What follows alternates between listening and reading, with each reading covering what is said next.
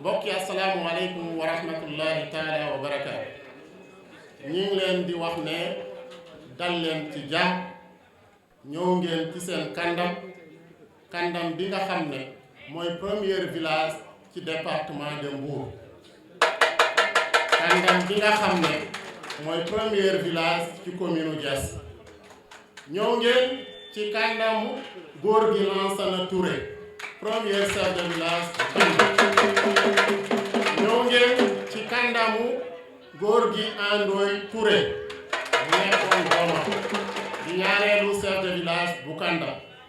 ñëw ngeen ci kàndamu góor gi Abdoulaye Thiendou Sow mi nga xam ne suñu mag ñooñu yal na leen yàlla yërëm te xaare leen àjjana. di wax ne ñëw ngeen ci kanamu chef de village Mahfoudou Sow.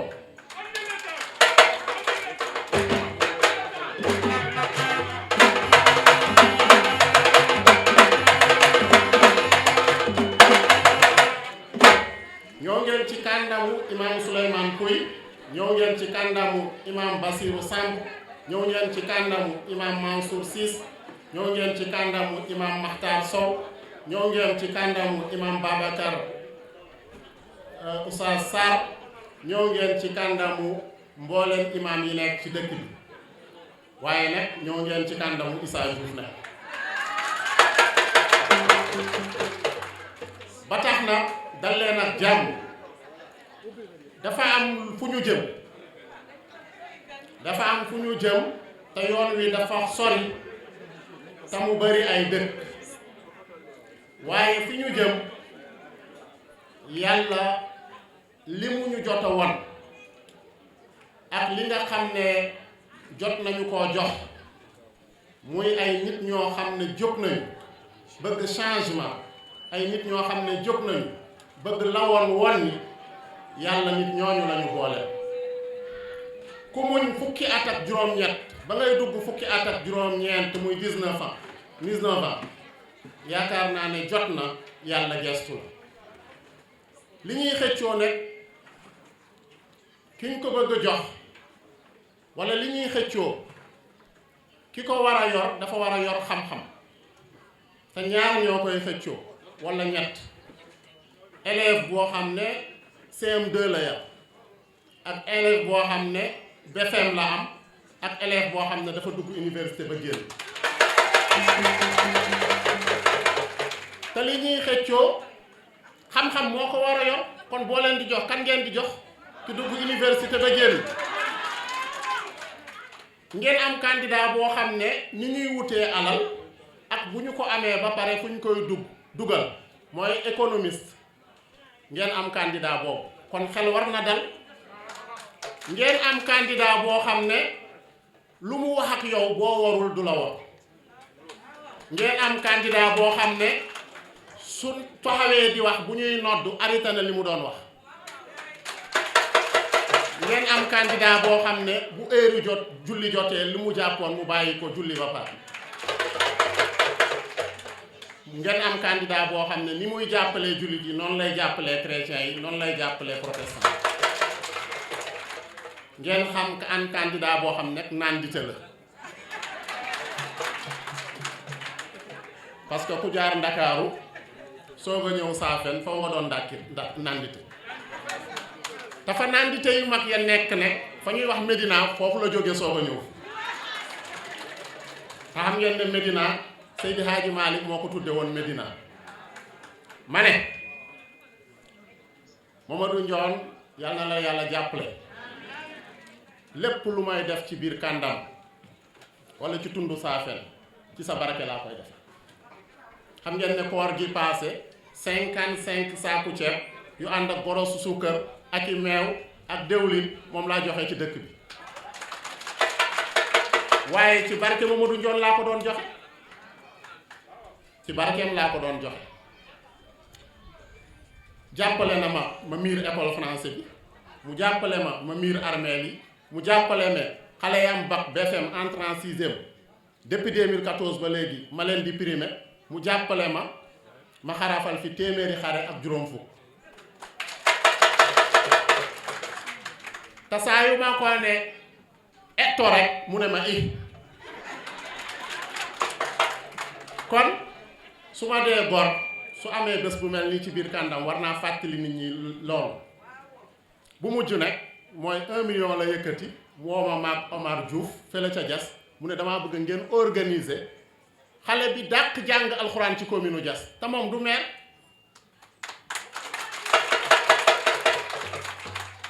Mamadou nag saa yuy joxe ceeb bu wow koŋ lay joxe dëwlin bu tooy xepp suukar bu wow koŋ waaye du la woo ba nga ñëw mu ne kaay ma toggal la ma ñuluk ko nga lekk moom lu mu lay jox daf lay jox nga ne demal toog ji waaye du ne kaay ma toggal la ma ñuluk ko ñulugaat ko nga lekk xaw nga naa dégg ngeen fi may waxee wala jëf moytu leen ceeb yi ñu ñulut ngeen koy lekk moytu leen ko kon ku bëgg a gagner terrain bi il faut nga wàcc wax ak nit ñi il faut que nit ñi yëg ne Oustaz Diouf mii lu mu am bokk kook nit ñi di jël nuyoo bi di ci jiital suñu kilifa suñu njaatige suñu lépp muy le DG Mamadou Ndione yaakaar naa bu ma jëlee loxo nuyoo bi teg ko ci loxo DG Mamadou Ndione nuyu naa ko grande coalition bi ñëpp kon di nuyu ñeneen ñi fi teew assistant bi ak assistante bi di ñaanal yàlla xew gi ñu dugg nii ci bisimilahi rahmaani rahim yàlla nañ ko yeggalee ci alhamdulilahi alamin te ñaan yàlla lépp luñ fi waxtaanee yàlla defal ñu ci ndam ba fii ak janvier 2023 incha allah 22 villages yi ne ci commune bi yëpp ñu am fa ndam bu set wecc gunge suñu DG suñu directeur général ci commune ba teg ko ci séer ba may ko battement 2-3 mois wala 1 an mu changé lu commune bi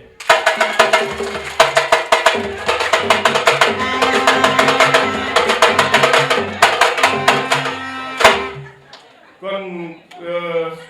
fi may concentré wu tey ci ñaari mbir la danaa wax ak yaay yi ñooy jigéen ñi wax ak ndaw ñi la jeunesse parce que tey jii sans yéen kenn du dem fenn te yéen yaay yi tey yaakaar naa seen avenir u doom kenn waru leen koo gën a bëgg te kenn waru leen koo gën a fonk dëkk bi tumuranke na dëkk bi tumuranke na ci wàllu faju dëkk bi tumuranke na ci wàllu ndox dëkk bi tumuranke na ci wàllu sécurité dëkk bi tumuranke na ci wàllu social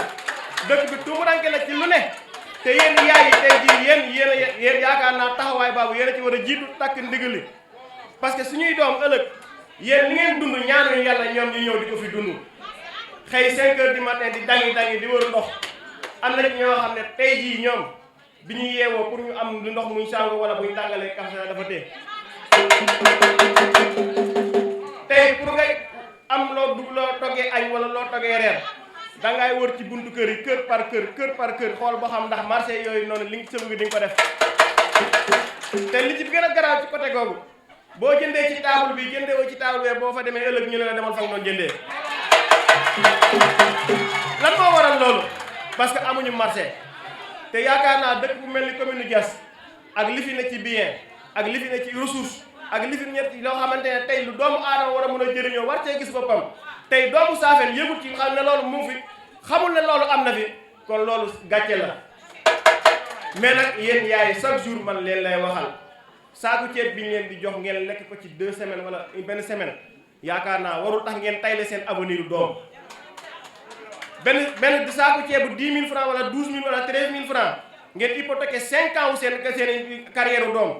bu ngeen dara ngeen toogaat xoolaat seen situation wu doom yu baax parce que tey depuis am centre de formation ban moyen lañ am wala ban ressource lañ am wala lu ñu yéene seeni doom ba ñun waruñ koo mën a yéene suñuy doom tey fii nii aéroport qu'on se dise la vérité au niveau Kandam lañ dëkk kan moo fay liggéeyee comme cadre wala comme koo xam ne tey jii boo fa demee dina la mën a recevoir à 100% kan la xam nga lu ñu fay liggéeyloo ma yërëm leen lool muy nettoyage lañ leen fa demee di leen defee à peu près 50 wala 45 mille ci la ñuy paas ci la ñuy ndëkk ci la ñuy def lépp léegi ñiy jógee Dakar di ñëw di nettoyer si ak ñiy jógee Mbour am personnel lan moo tax ñooñu am personnel te waa dëkk bi waa commune bi ñoom amuñu personnel te nga xam ne ñoom li tax ñooñu di liggéey si ci seen commune la ne seen suuf la ne lan moo waral loolu mais léeg-léeg nag uude nim la gisee rek la lay ëwalee te kon mbir mi yéen a ci war a jiitu la jeunesse bari na fi tey ñoo xam ne jàng nañ ba am seeni diplôme xamuñ fuñ jëm xamuñ parce que tey jii ki la jiite bu fekkee yow niveau diplôme bi nga yor moom yoru ko boo fa demee déposé da ngay perte parce que danaan kii su ma ko indee fii nii tey jii moom day ñëw récupérer sama place te kon ñun buñ amee koo xamante ne tey jii Saafeen dañ koy tiitaroo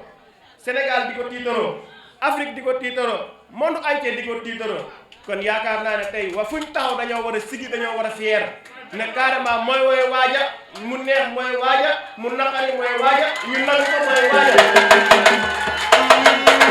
Sénégal mbokki département de Mbour mbokki commune Diass mbokki Koursaafi mbokki Kandam ak Benteñe tey maa ngi tudd Aliou Ndoye Faye nekk un responsable du Parti démocratique sénégalais nekk le coordinateur des forces vives de la commune de Diass muy parti politique ak société civile nekk aussi le coordinateur pour la défense des intérêts de la commune de Diass. tey nag du meeting moo ñu fi tax a tase dañ fi tax a tase mooy assemblée générale mais am na allure meeting déjà mais yeggaguñ ci meeting tey bés la boo xam ne dañ ñëw rek pour présenter un programme présenter aussi candidat bi présenter aussi suñu maanaam suñu trajectoire fan la ñu war a jëm en perspective des élections yi nga xam ne ñu ngi dëgmal janvier 2022. ci kaw loolu lu tax nag ñu def Mamadou Nione suñu candidat c'est pour plusieurs raisons yi yàlla ci am na compétence am na loyauté am na aussi xam-xam bi am na aussi vision bi yooyu dañuy gis ci moom moo tax ñu partagé ko ne ñun de wax dëgg yàlla bokkuñu ak moom parti bokku ak ñoom sax xëy na peut-être programme ak ci daanaka gis-gis mais gis nañ ne c'est le meilleur profil tey pour ñu mën ko jox les destinées de la commune de Diass. li waral loolu Mamadou dafa nekk un fils de Diass mu nekkoon Dakar di fa liggéey bu am solo ba le président Macky Sall ràññee ko mais mu ne man lu tax ma toog fii Dakar te gis naa ne réew wax dëgg si yàlla sama askan Koursaafi soxla leen ma soxla ñu sama xam-xam soxla ñu ma jàppale leen man damay bàyyi Dakar de minute ci Koursaafi pour ma leen jàppale. donc loolu c'est une loyauté c'est une fidélité c'est un amour pour sa patrie c'est un amour pour Koursaafi ndax jafe na nga nekk ci station bu mel noonu mu bokkoon sur les 100 conseillers yi nga xam ne ñoo doon siège ak Khalifa Sall dans la commune de Dakar mu bàyyi yooyu yëpp ñëw fii Koursaafi ne man damay jàppale sama mbokk benn boobu loyauté la bi ci def Mamadou di xeex ci parti ba le président Macky Sall gis ko ràññee ko gis compétence am nommé ko le directeur général du COSEC te wax dëgg yàlla kenn du ko présenté COSEC ndax fii Sénégal COSEC bàyyi bokk na ci poumon yi nga xam ne ñu yor l'économie du Sénégal kon kuñ ko jox kooku président am na compte ci yow kooku président am na gis yaakaar ci yow ñu jox ko le directeur du COSEC ñu jóge ci loolu président di dem élection présidentielle lu toll ni élection présidentielle mu ne ñeenti nit laa dégg sama kàddu ñeenti nit laay dénk sama kàddu pour ñoom waxal Mimi Touré ci la bokk mooy Mamadou Nione mii ci la bokk ci ñeenti nit ci Sénégal président tànn na ko ne ñii ñoo may waxaat ci élection yi ñu jógee foofu ñu constitué lu ñuy wax task force maanaam ñi nga xam ne ñoom nañ ko politique président Macky Sall ñoo koy waxal ñoo koy défendre ñoo koy fesal muy presque 50 personnes mu bokk ci ña koy jiite ci Sénégal ñu jógee foofu ñu tànn 30 personnes ci Sénégal yépp les 30 guerriers yi nga xam ne ñoom la Macky Sall yaakaar Mamadou bokkaat ci 30 personnes yooyu wax dëgg ci yàlla ku am loolu ndax ñun waa 120 fii war nañ fi nekk di lam-laamee déedéet moo tax li ñuy def ni c'est important l'heure est venue que nit ñi xippi seen bët réew dañ koy dénk borom xam-xam ki fi jóge léegi imam la lu tax ñu jox ko jumaa ji moom moo demoon jàngi daara lu tax joxuñu ko Leyti lu tax joxuñu ko Abdourahmane lu tax joxuñu ko Gédén parce que moom moo demoon jàngi ñu ne kay jiital ñu ci jàkka ci donc réew moo gën a sérieux à part diine réew nag pour nga développer ko il faut que base bi développer mooy maanaam les collectivités locales mooy les communes loolu nag boo ko joxee cuune wala koo xam ne xam-xamam kàndam fi la yem wax dëgg yàlla da lay gën a tardeel te loolu nag il faudra que nit ñi kippi seen bët xam ne li ñuy jëm du caaxaan commune Diass dafa tardé na ci fànn yu bëri politique nag dafa am niveau dafa mel ne football am na ñoo xam ne ñu ngi nawetaan am ñoo xam ne nag ñu ngi deuxième division am ñoo xam ne nag ñu ngi troisième division am ñoo xam ne nag ñu ngi division nationale mais ñoom xam ne nag c'est des professionnels ndax Sadio Mané bu ñëwee fii de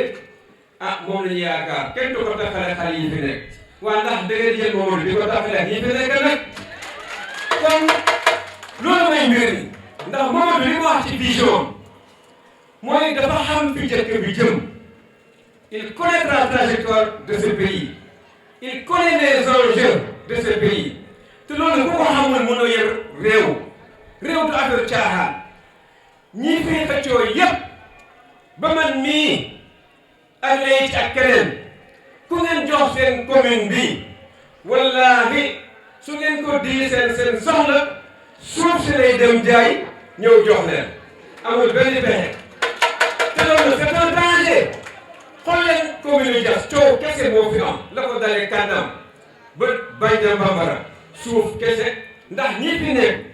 seen programme mënu yegg ca kaw du ñuy gis président du ñuy gis ministre amuñu benn relation boo xam ne mën nañ ko utiliser pour ñu développer suñu commune bi lan la ñuy yaakaar jaay suuf si fajal leen seen soxla waaw fi ak ñaar ñetti at suuf si bu jeexee fuñ jëm kon ki ñu soxla pour suñu dëkk bii mooy ki nga xam ne dafa am vision ki nga xam ne bu nekkee ca kaw dina mën a indi fii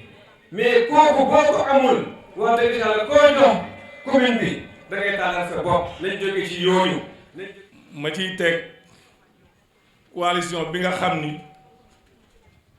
ñoo ànd pour jàppale Mamadou Ndior ci candidature bi ñuy bëgg bi ñu sumb nii waaye waa APR yi fi ne may jël seen nuyoo di ko teg ci loxo DC Mamadou Ndior di leen wax ni li ma commencé rek yàlla nañu yàlla musal ci seytaane yàlla na yàlla mattalil ñu suñu mébét mu def ko muy liggéey suñu muy suñu DG di suñu candidat Mamadou Ndior ñu xeexal ko ci xel ak xalaat ak waxtaan ba ñu jël commune bi teg ko ci loxo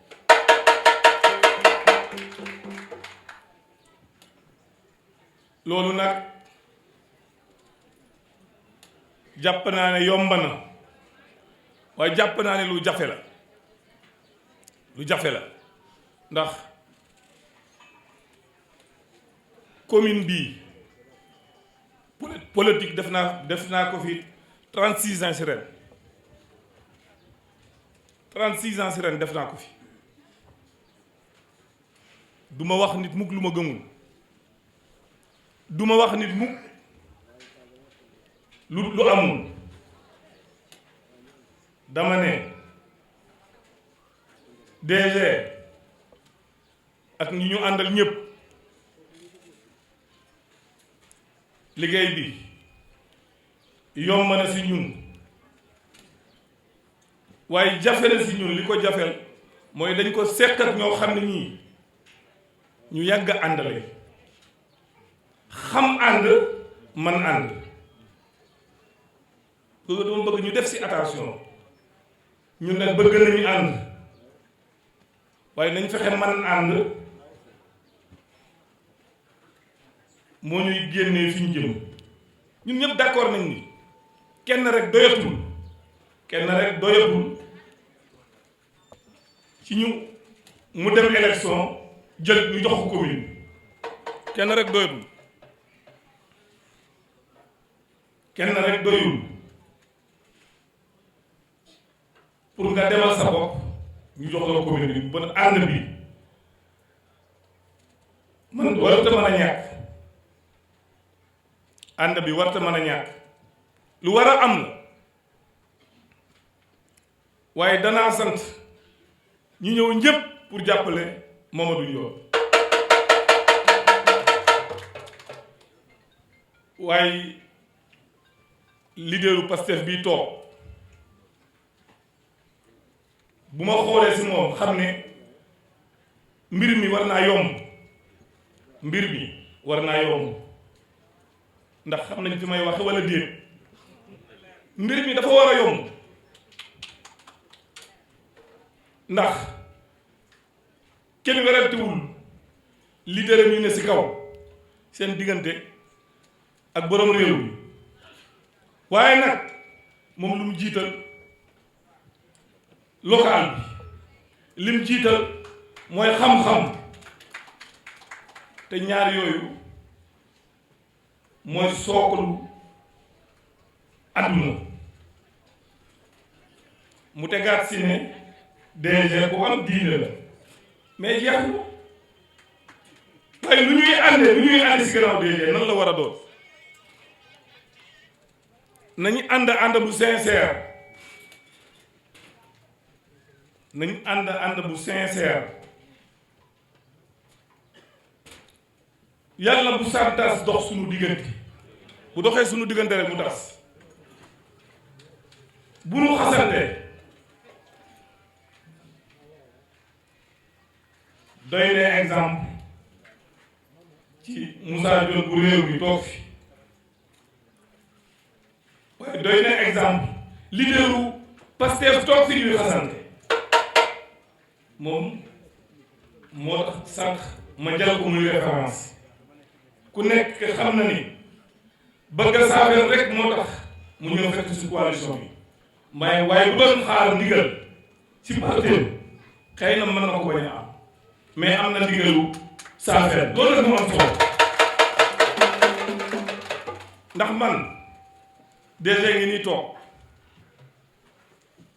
damay faral di wax sama yenn xarit yi ma nekkal ci biir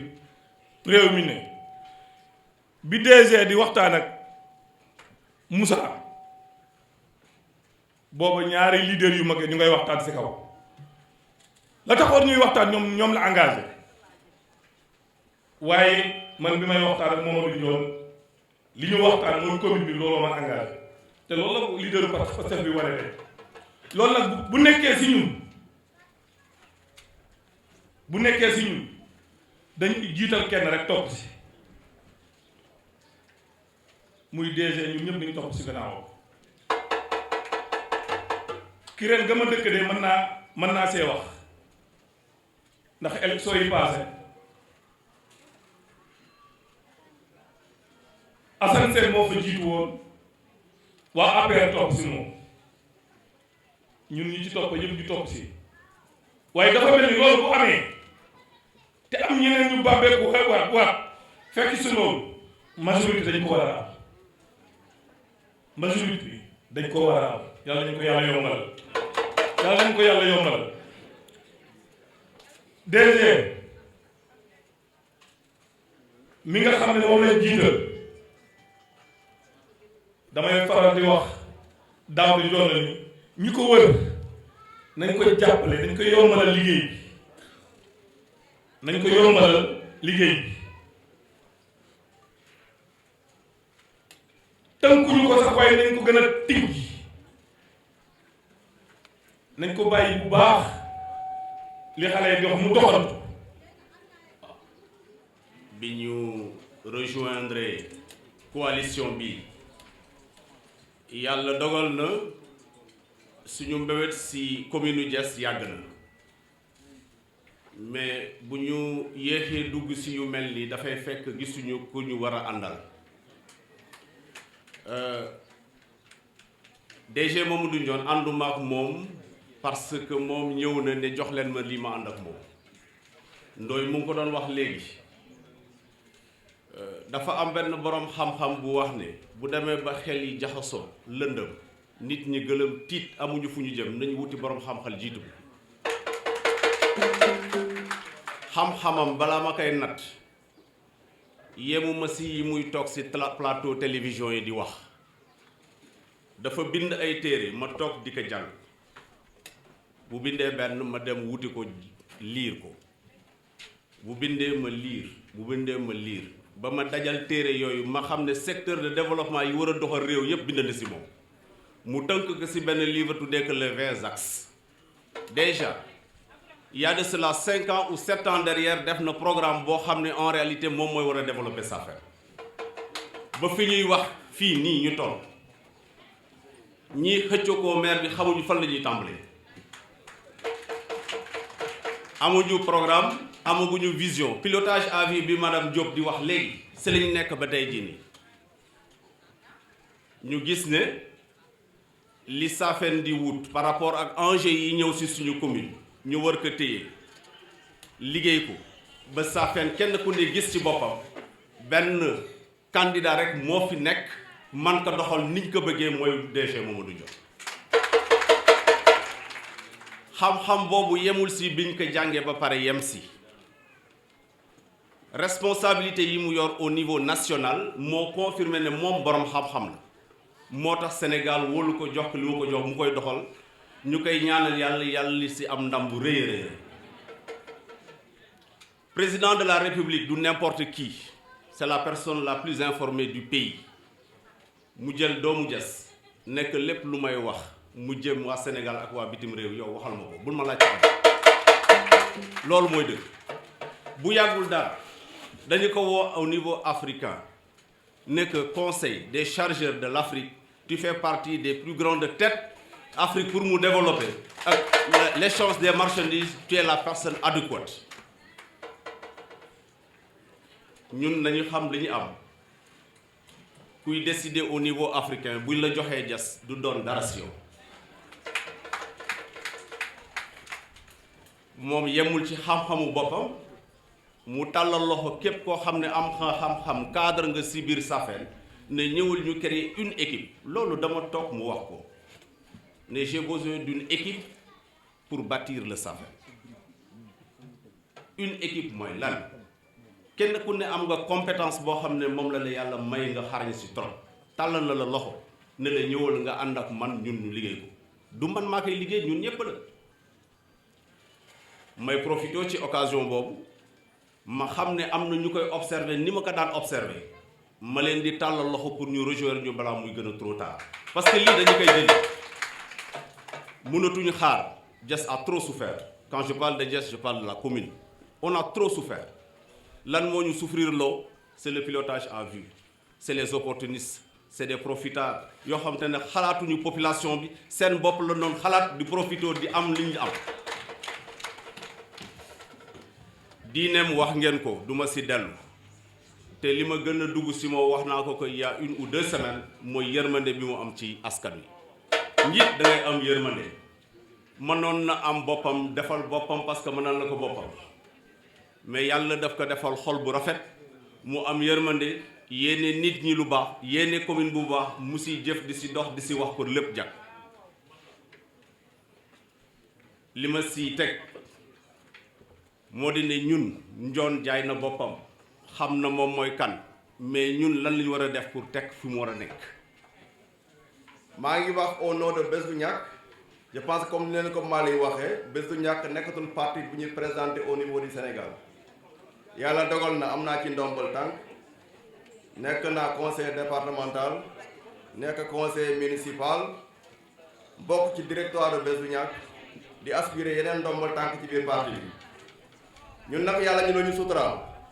parce que wax parti bi rek immédiatement di nga xam yan mooy sooklam parti la boo xamante ne dafa laalu ci ay valeurs surtout les valeurs éthiques ñun bu ñu paree ci jongante yi ñu xam ne yii di ñëw jongante local la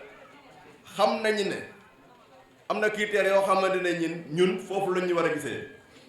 bi ñuy waxtaanee suñu biir di au passage di féliciter di remercier ñi ma accompagne yëpp ci parti bi responsable yi fi nekk yëpp waroon nañu jiital suñu doyen Njawar bi dëkk ci gi mais yàlla dafa def mu am ngànt xëj na beneen yoon dina fi teew mais ñi fi nekk ci responsable yëpp maa ngi leen nuyu di leen sant di jaarale ci nuyoo bi su ma ñëwee ba ci kàndam ki nga xam ne moo fi nekkoon suñu kilifa muy l'imam de Benteñe actuel muy Abdourahmane Ciss nekk fi suñu kilifa ñu ngi koy dalal bu baax a baax di ko nuyu suñu choix nag du choix bu compliqué en réalité je pense que mon frère Assane Naare wax na ko choix yoo xam dafa tegoon ci ay critères yëpp dañ ko gis ci Mamadou surtout les valeurs éthiques bi ñu ko càmbaree ñu def assemblée générale au niveau de Belzignac suñu choix c'était pas compliqué ci lañ jógee def démarche dem envers le DG xamal ko ne au niveau de la localité mutation yi fa war a am enjeu bi fi nekk gis ñu fi kenn koo xamante ne ji yaakaar nañ ci moom ku dul yow loolu moo waral lépp loo xamante ne war nañ ko def au niveau de la base ba suñu kilifa bu mag ba biñ ci jógee dañ dem ba ci kilifa bu mag bi moom yàlla def na ku xam secteur bi la ku xam zone bi la bu mu waxtaan ak ñun waxtaan ak DG dafa mel ne sax moom moo waroon nekk maire Diass donc loolu dafa gën a dalal suñu xel wàllu DG wax ci moom je pense que temps la ñuy jël rek il suffit nga wàcc Koursar bi wàccal ci commune Diass nga laajte kan mooy Mamadou Ndione ndax bu mu jël responsable avant mu jël responsabilité am na impact ci population wala am na impact ci population bi loolu moom je pense que di wax ne DG amal nañu njëriñ loolu yaakaar la maintenant élection yi ñu jëm élection yu am solo la démb rek ñu ngi ne doon def tournée dem nañu booxu dem nañu paak yi mais wax ci benn la problème yi bëri yoo xamante ne ñi bu ñu amul leader boo xamante ne ñi mën na am na capacité de discernement mën a xam lan mooy priorité population bi du ñu mën a dem récemment maa ngi dégg benn reportage le maire de Malicounda mu ngi doon inauguré benn château d'eau boo xamante ne forage boo xamante ne rien que 150 millions rek la ca def mu desserte plus de 10 villages au moment où ñun ñi nga xamante ne man mii di wax ne conseiller municipal la ñu am budget voté ko à hauteur de 2 milliards suñuy priorité moo ñu tabax benn foyer des jeunes boo xam ne 200 millions la ñuy coûter yéen population bi yéen xam leen information yi loolu moo fi nekk donc ñun il faut que ñu xam ñan ñu war a jiital ñi nga xamante ne am nañu vision ku am vision mënoo gis coono yi population yi di dund boo duggee Kandam village boo dem démb bu ñu demee paaki ndox lañ ñuy wax buuxu dañ lay fekk ñuy gas teen nga am budget boo xamante ne ji mën nga ci génne 200 millions ngay xalaat leneen lu dul ngay xalaat leneen di xalaat ay foyer des jeunes xalaatoo ndox mi je pense que Diass urgence bi lu waaye mën a dimbale nit ñi mooy nga jàpp leen ci ndox ba pare balaa nga def ci leneen soxla yi daf bëri nañu mais boo amee njiit boo xamante ne amul vision à chaque fois day am impact ci population bi. ndax tey du meeting dañ ne assemblée générale lañ ko tuddee yéete def nag ñu bàyyee ko meeting bay ba ñu jot tey fedd li kóllëre la mooy dafa am coalition bu mag boo xam ne moo topp ci ginnaaw DG ñoo ñëw gën a feddali seen kóllëre ak seen diggante ak yéen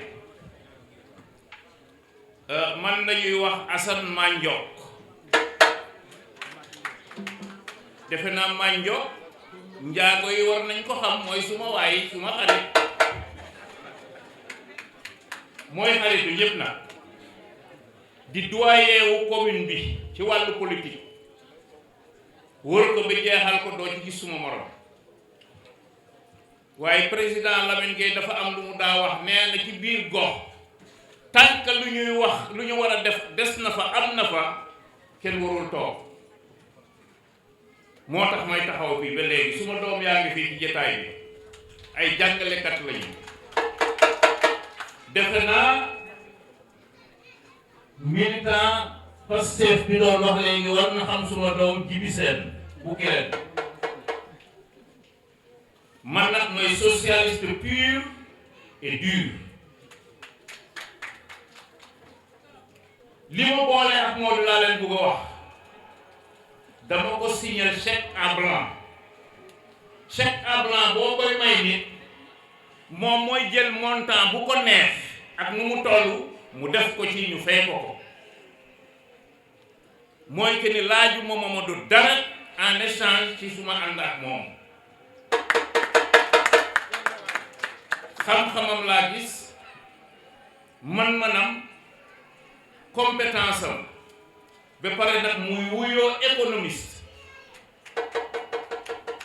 kon wax dëgg yàlla mbir mi waroon na mën a leer nit day bugg a boppam waaye di yuuxu rek ci loo xam ne daf lay gaañ bokkul ci jaamu yàlla xaru la ki war a defar saafeen mu ngi nii toog moom la ñu àndal mais mel na ni ci suma seetlu nag waa Kandam comprendre nañu dégg nañu message bi niroo nañ mu ñu am fulla ci seen bopp niroo nañ mu ñu bugg seen avenir niroo nañ mu ñu bugg seen aveniru doom dama ne xale yi ñoom la ñu am ki nga xam ne kii nag boo demee dinañ dem ba moo lay mujjee lépp loo man ci moom danga koy def te jëkk juddu jëkk fi jógee xale yi ñoo ñuy dese ñoom ñoo ñuy mujjee kon tey ñoo suñu tiir yépp ñu regroupé ko ci xale yi ki mën a dékku loolu nag mooy Modou mi waat naa diñ naa ne mën na defal saafee ci benn mandat te du jaay benn morso suuf kon bu ma àndee ak Modou ci ma bokk mag mu toll ni man ak yi ma def ci terrain bi yépp ak astuut bi ma am ci xam-xam war ngeen gëm ne góor gii li muy wax mooy li am du ma leen digal li leen di lor koo xam ne kii bu wane fee bu gumbaa yow yaa koy dirri bu bët yi mettee kat war ngaa jóg ah diw bu sulmaxa bu gumbaa yow yaa koy xëcc bët yi di metti jógal looloo ma fi indi di nga wut garab ba sonn li saa fi di wax korjo xam ngeen ko korjo benn ñax la muy sax moom lañ daa faje bët danga koy saaf ba mu wow nga def ko poudre nag di ko sol ci bët yi kon yal na yàlla defal dégg su ma wax du ci gudd su ma diggante Modou noonu la doxe kenn du la wax ne Modou lii la jox Assane wala lii ak lii maa gis lu ma doy ma ànd ak suma njaboot ñag nu topp ci gannaawam di ko jàppale kon yàlla bu ñu yàlla rusloo ci gannaaw loolu te yaakaar naa ni rus du ci am waaw parce que wure ba dem na keñ déggagu leen benn turu candidat te ñun suñu candidat bi te kare nañ ko bu yàgg jas yéggali rek moo ci des nee naa gars yi keroog en terme technique li ci des sprint la c'est une course anaérobie ci biir daw bi ku noyyi rek ñu raw la kon nag moo ci des naanoo